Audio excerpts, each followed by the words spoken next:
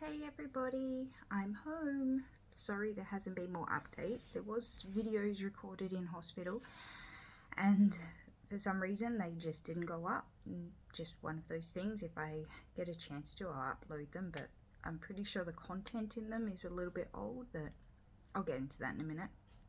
But for anybody who's been in hospital a long time, you know that hospital life is monotonous. So it was like, get up at 5:30, then breakfast at 8, lunch at 12, dinner at 5, and in between you just try and fill your time. Surprisingly, I didn't sleep much during the day, which I figured that's what I'd do. Most of the time I was downstairs outside wandering the grounds. They encouraged me to exercise. I was exercising a lot, mostly because I can't sit still. ADHD for you. So as you can see, I am home, getting very comfortable in my bed for the next 5 weeks. And let me tell you, I hate it already. I came home on Tuesday, which was the 20th, and yeah, things are going well. Before I left, so the day that I came home was 7 days, and I had 3 drains in. So one here, one down here, and one up here. And 2 of them had to come out. They weren't allowed to be in for more than 7 days. So those 2 got taken out on the 7th day. And I came home with one, which was still in the lymph nodes, and that one came out this morning. I called him Colin the canister, and we have happily divorced. I don't know if he's happily divorced from me, but I am happily divorced from him. So, little joke. Haha. But it was funny because they kept saying the drains can't come out unless you've had less than 30 mils over 2 consecutive days. And the nurses would come in every night at midnight and change the canisters over, and that's how they record it, midnight to midnight. And whilst the doctors were great, they kept saying just one more day, just one more day. Do you know how much I hate hearing that phrase now, just one more day? And then to top it all off, because it's not a hospital that has an emergency department, none of the doctors work the floor on a Sunday. So I'd originally got told I was going home Sunday, only to find out there's no doctor on Sunday. So I'm like, okay, great, I'll go home Monday. Monday morning comes around, 7:30, the doctors do their rounds, and the doctor goes, oh, you've still got too much in there. It was literally like 30 mils. So it said 30 mils or less. And he's just like, oh, we'll see how you go tomorrow. And by that point, I was fed up. I was frustrated. They walked out, and I literally went downstairs, and there was this beautiful gazebo. And I just had full ugly cry because I'm just like, I just want to go home. I just want my bed. I want, nothing like home. And that afternoon, one of my surgeons, Lisa, so she's like the right-hand man of my actual surgeon, Helen, she actually came to see me. And she's like, listen, I know you're fed up. Tomorrow is day 7. The drains will be coming out tomorrow, or 2 of the drains will be coming out tomorrow. And I'm like, does that mean I can go home? And she goes, yes. She goes, I 99% guarantee you are going home tomorrow. That 1% was to account for if I developed a hematoma or a blood clot or fresh bleeding. I didn't have any signs leading up to that day, which was great. So chances were, 1%. So Tuesday morning comes around, and I'm like all excited. I'm like, yeah, I'm going home. And the doctor, he came around again, and he's like, I'm like, Lisa's already come to see me. And he's like, oh, well, we'll wait and see. You're still not under the 30 mils. I'm like, it's been 7 days. These drains have to come out today. He's like, oh, we'll wait and see. And I'm like, Lisa actually physically came to see me yesterday. And he's like, oh, well, she's got lots of patients. You never know. Oh, she might have mistaken you for somebody else. And, there's like 3 other doctors in the room at the same time. And it's just like, dude, I'm going home, whether you like it or not. In the end, Lisa overruled him because she's higher ranked than him. And she's just like, she's going home. Those drains have to come out. I don't know why he was trying to keep me there longer. When, there's rules and stipulations and whatnot. So I finally come home. Yay, I'm so glad. Having a drain is really hard. I sleep on the right side of my bed, so we literally had to put the drain at the top of the bed, run the canister, then run the drain, and put a pillow over it so Lyle wouldn't lay on me. And trying to hug the kids, it was just like, the 2 older ones are easy. But Zachary's just like, yeah, let's just hug. And it's like, wait, whoa, back up. So it's nice to, you know, have my kids hug me. I have to laugh though. I walk through the door and Zachary's like, oh yeah, mum's home. Doesn't really give a shit. Miranda comes out and she's just like, hey mum, guess what? I've got a job interview. And I'm just like, mum, I'm so happy to see you. You know, only Alex was happy to see me. Apparently they all backtracked and said they were very happy I was home. But I know it's not a first world problem, but do you know how much I appreciate a shower these days? Because when you cannot shower for 8 days straight and then you finally get to have a shower, oh my god, it's glorious. Trying to shower with 3 drains in, near impossible. The nurses were just like, yeah, we'll just give you these body wipe things, and fine for some people. Me, I don't think I will ever not appreciate a shower from now on. So today I finally got to wash my hair for the first time in nearly 2 weeks. It was disgusting. But so, you know, that was the drama of coming home. And then the lovely women, the lovely nurses who work for Silver Chain came out every day, checked my drains. And today wasn't my regular nurse, Nicola, but it was somebody else named Catherine, and she was wonderful. And she was just like, looked at it and she's like, there's 25 mils, and I'm like, yes, it's coming out. So finally drain free. Be interesting to see how well I sleep tonight, because I've not been sleeping well, as you can imagine. But pain wise, it all depends. Some days I'm fine in the morning, and then some days it's like really high, and then other times it fluctuates during the day. And we've been having some severe heat waves, so you know, like well into the 40s. So it's like, you know, I think it's like 110 Fahrenheit or something. And today and yesterday it has been raining and cold and miserable, and it's been wonderful. So, but it's been a long week. And then Friday I went and saw my GP, and she changed my pain medication over, because the one that they gave me at the hospital I don't like taking.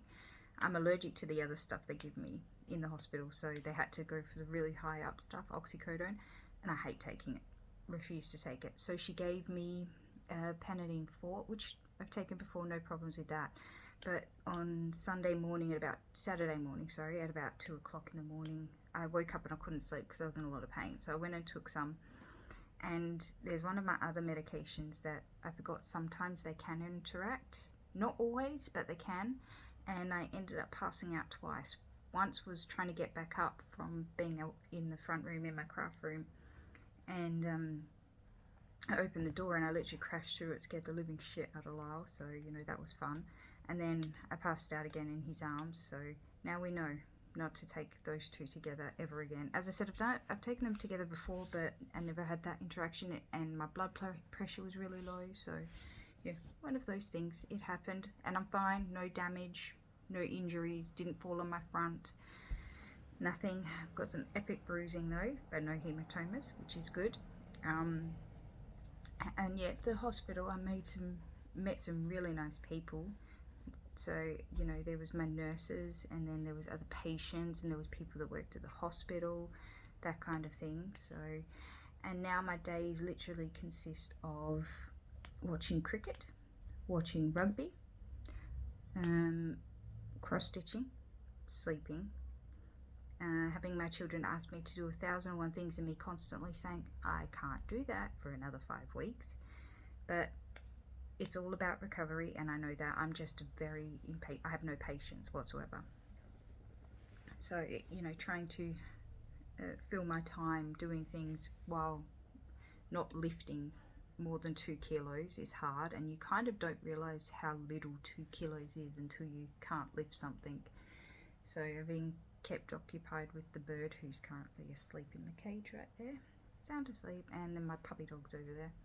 But and my mother-in-law has just gone back home because she flew over for 2 weeks. So I have to say a huge thank you to Joe for coming all the way from Queensland. You have no idea how much we appreciated it. You've been a great help. Even though you kept saying, I don't know how much help I've been, trust me, you were so much help. And my mum, I want to say thank you to my mum and my stepdad.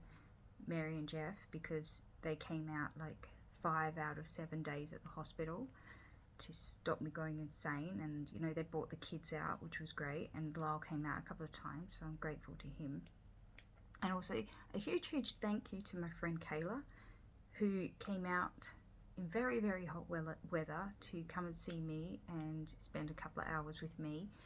And people don't realize just how much just having company in hospital, sometimes that's all you need. And I know it's not always easy, but you lot have made my stay in hospital so much better, plus the epic patients I met there. So Patricia, hope you're watching, Patricia. Then there was Tracy and Joyce. There was a couple of people there who were in there over the weekend that I was, so you know, the three of us kind of just kept each other amused. So Steve and Barry, thank you. And also, as I said, my nurses, I had some excellent nurses, especially Emmy, Tashi, Nadesh, Sue, who was the night nurse. Ooh, there's a random cat outside. Who have forgotten? Anne, you know, so, but it's funny though, because my admissions nurse on the Tuesday that I went in, Emmy, was my discharge nurse on the Tuesday I went home. You know, that doesn't happen very often. So, and now I do have all these exercises to do, and it's to stop lymphedema in my arm, because I've had the lymph nodes removed. And I actually have an appointment, follow-up appointment with my surgeon on Wednesday, and we'll find out then whether I have to do radiation. But as of right now, it's just chemotherapy, but there's a small chance of radiation as well, but that all depends on the lymph node pathology that comes back. As far as I'm aware, it was just one lymph node, but it was like, you know, 4.5 centimeters. It was quite big. So so there's that.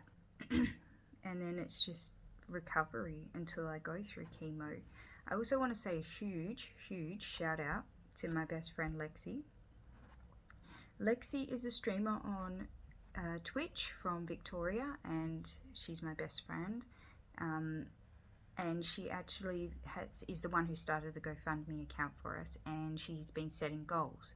So her $500 goal was that she'd shave her head on stream, which we reached thanks to the generous donation of Ed. If you're watching this, Ed, thank you. So she did that last weekend, and if anybody is on Twitch, I will include a link to her Twitch down below, so you can go and check her VOD and follow her, because she's got a new goal. So if we reach $1,000, she's going to wear a hot pink wig on stream for a week. If anybody knows her, she absolutely hates pink, hates it. So yeah, so there's that. So thank you, Lexi, for doing that. You have no idea how much it means. And I also want to say thank you to my son's friend Aaron, who also shaved his head in solidarity with me. You guys have no idea how much that means to me. So as always, if you are able to, feel free to share the links for this and GoFundMe. Every little bit helps. If you can't donate, that's fine. We completely understand it. Sometimes just sharing the link is what helps. People don't realize just how expensive chemotherapy is, and you know, who knows how long I'm going to have to be doing it for. I think it's like for 6 months. They call it clean-up chemo, just to get rid of all the excess single cells that could be floating around in my body. So you know, it's a long journey and it's not cheap, and as I said, every little bit helps. And I can't promise, you know, there's going to be a video every day. I don't know if I actually said that in the first one or not, but I'm going to try and keep you guys a little bit more updated now, with even if it's just a 5-minute video, tell you how crap my day was or how good my day was. You know, just keeping you updated as much as I can. Obviously in the hospital it wasn't easy, and if I do find that those videos, I will post it up as well. But thank you guys all so much. If you want to be updated for when I do post the videos, don't forget to hit the subscribe button down below. And I'll include links to the GoFundMe and to Lexi's Twitch account, so you can, if you feel so inclined, go and check her out. And please drop her a follow if you decide to. Anyway, I'm going to sign off here, and I'm gonna go and possibly, oh yeah, I'm gonna go back to cross stitching and Cricut. Good night everyone.